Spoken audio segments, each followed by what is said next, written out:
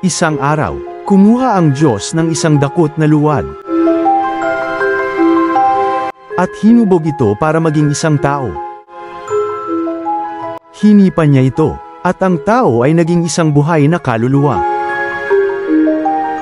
Tiningnan siya ng Diyos at sinabi, bago kita isugo sa totoong mundo, hayaan mong paalalahanan kita ng 5 bagay. Una, ang mundo ay malupit.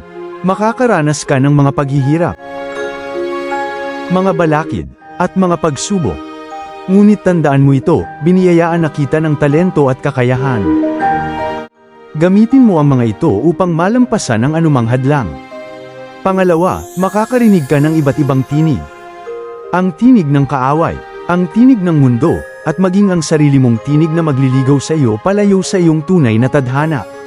Tandaan mo, huwag kang makikinig sa mga tinig na iyon.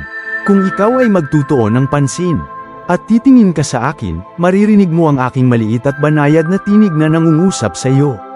Sundin mo ito. Pangatlo, mapapaligiran ka ng kadiliman. Manindigan ka ng matuwid, at hayaang magningning ang iyong liwanag. Isinusugo kita sa mundo, upang maging aking saksi, at upang maging ilaw na tutulong sa ibang tao na makita ang liwanag.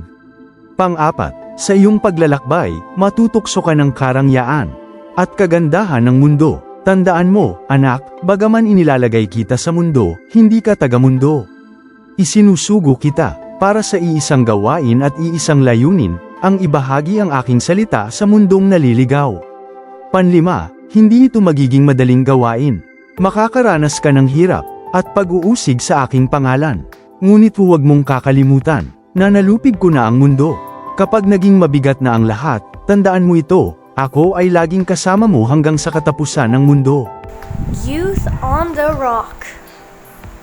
Jesus is the rock. Like, share, and subscribe to our channel.